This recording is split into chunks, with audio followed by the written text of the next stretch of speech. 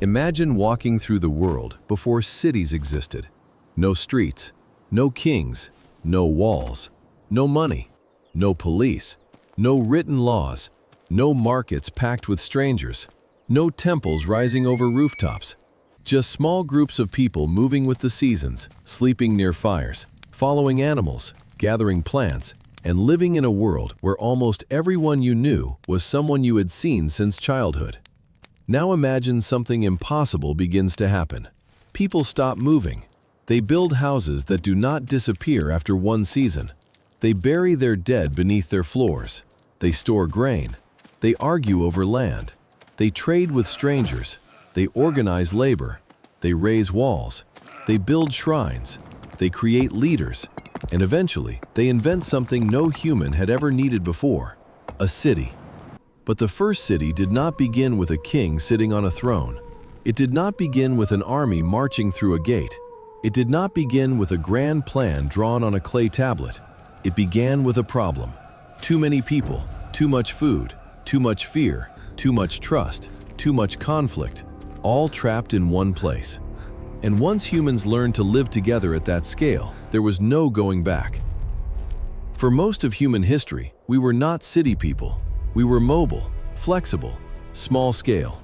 A band of hunter-gatherers could move when food disappeared, when conflict grew too dangerous, or when the seasons changed.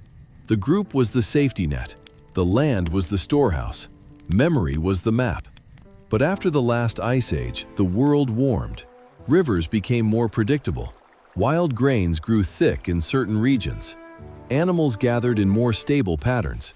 In places like the Fertile Crescent, Anatolia, and the valleys of great rivers, humans began experimenting with a dangerous idea: staying. At first, staying did not look like civilization. It looked like a practical choice.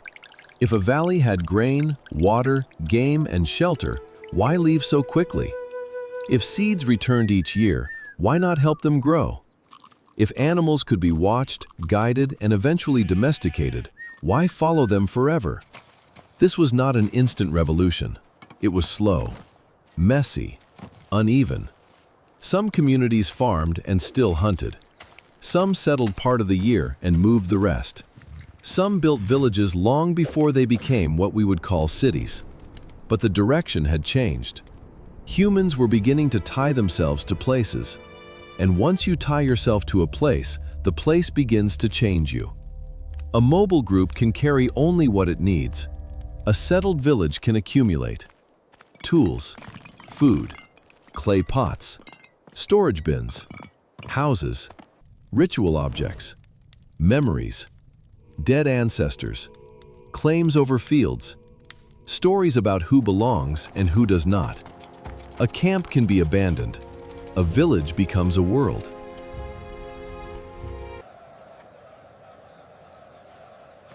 One of the most famous early examples is Çatalhöyük in what is now Turkey.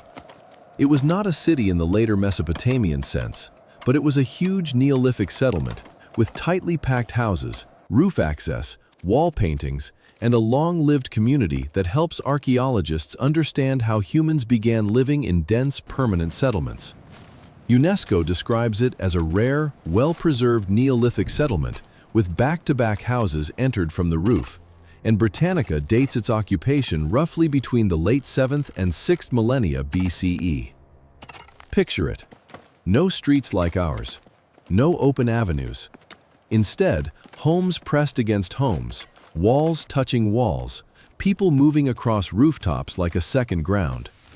Smoke rising through openings, children climbing between houses, families sleeping, cooking, grinding grain, repairing tools, and remembering their dead beneath the same floors where they lived. This was not yet a city with palaces and bureaucrats, but it showed something astonishing.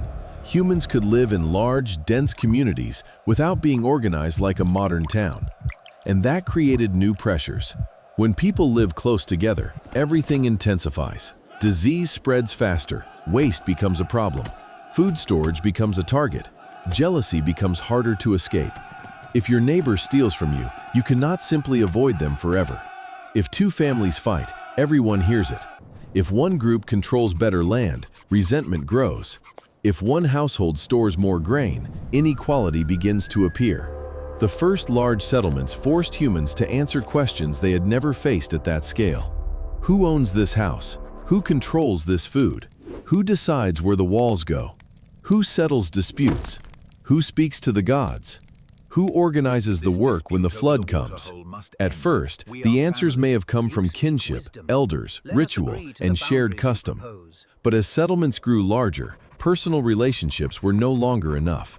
A village can run on memory. A city needs systems.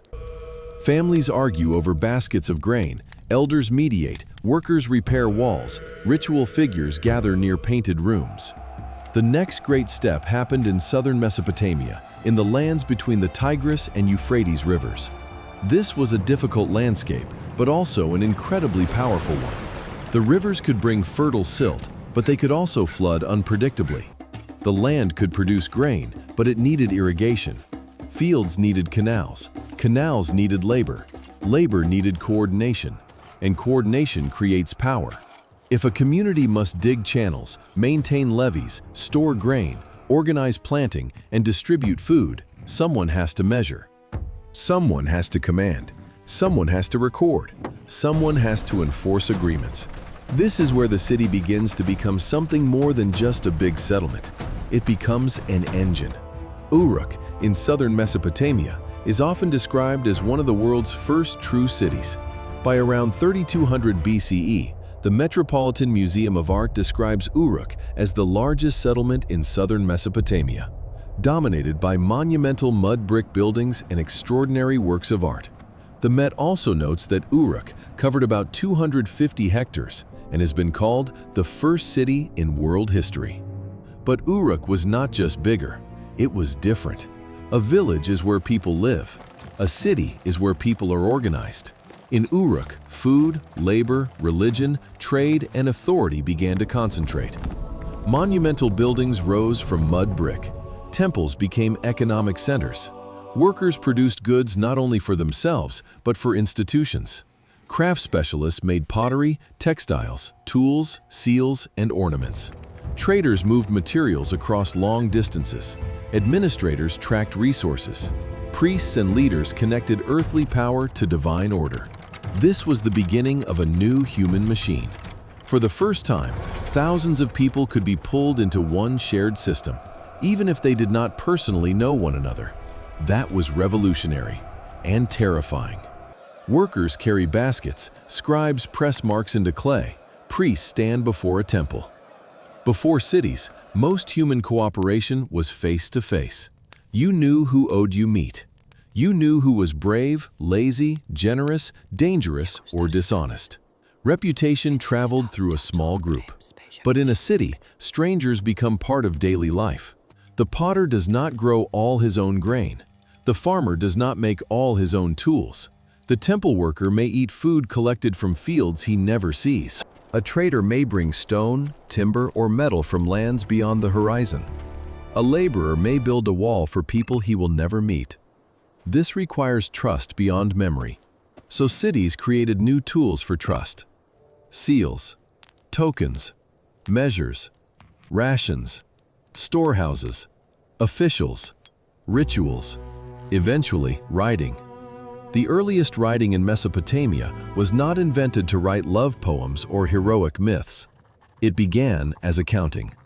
The British Museum explains that cuneiform, originating in what is now Iraq before 3200 BCE, was first developed by scribes as a bookkeeping tool to track things like bread and beer rations in cities such as Uruk.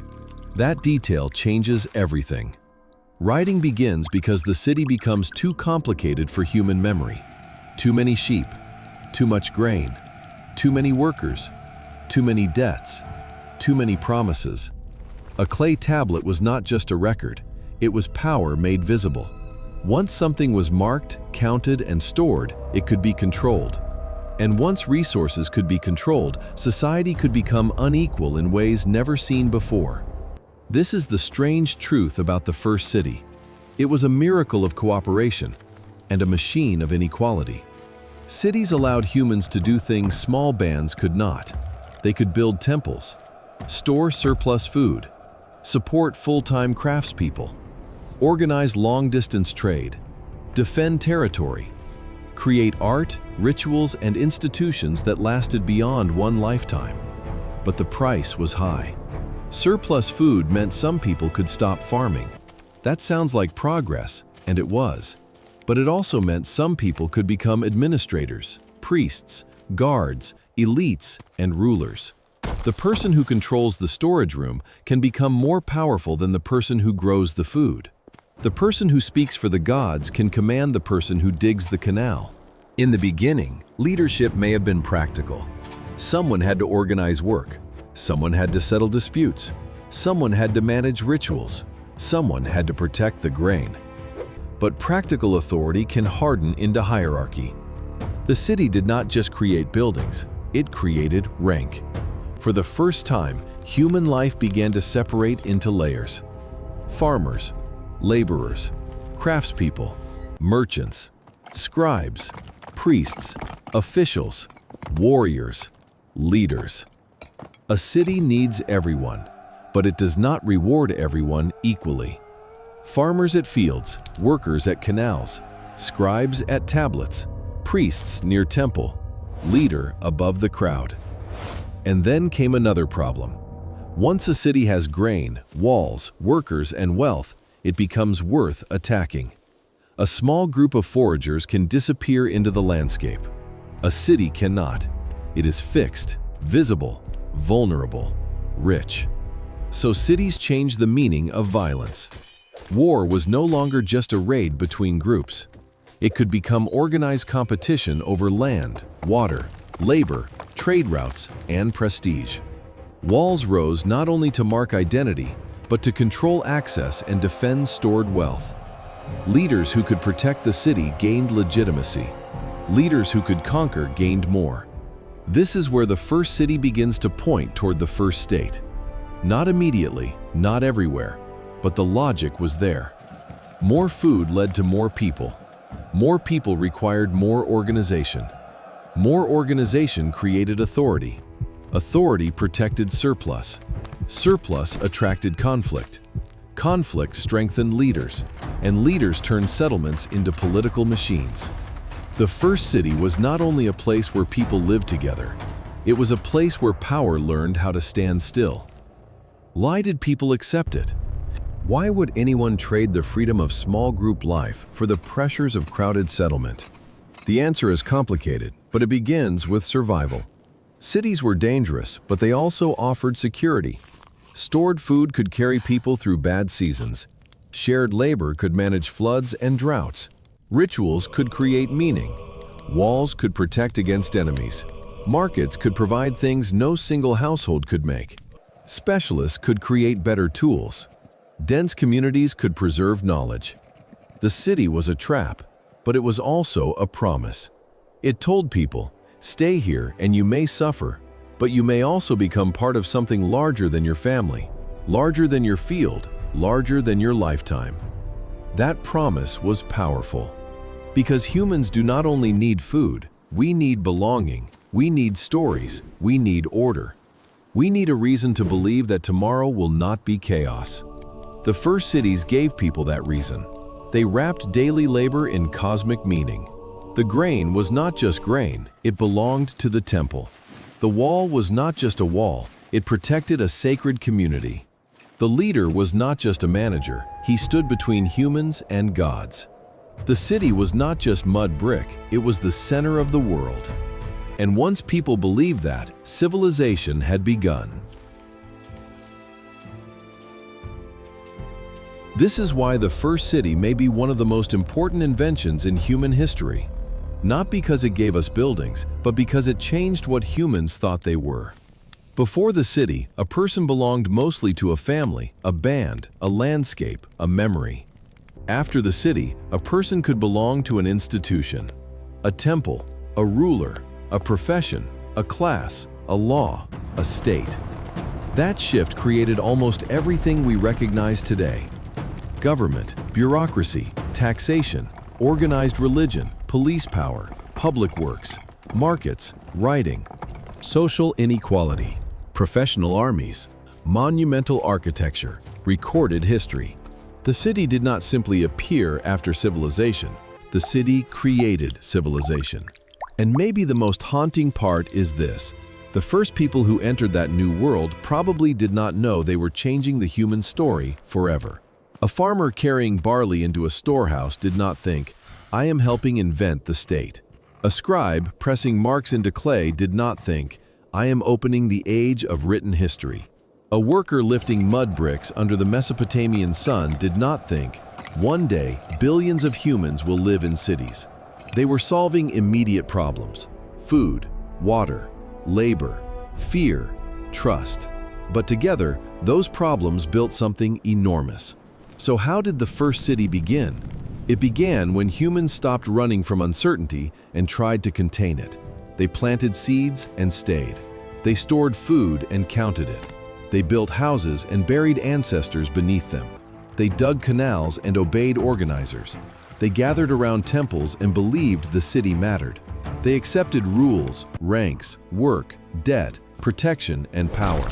And slowly, the old human world, the world of small fires beneath open skies, was replaced by something heavier: mud brick, grain, walls, records, authority, civilization. The first city began as a shelter against chaos. But in building it, humans created a new kind of chaos, one we are still living inside today. Because every modern city, every skyline, every government office, every apartment tower, every tax form, every crowded street, every glowing window at night, can trace its shadow back to that first moment when humans looked at the land and said, "We will stay here," and the world was never the same again.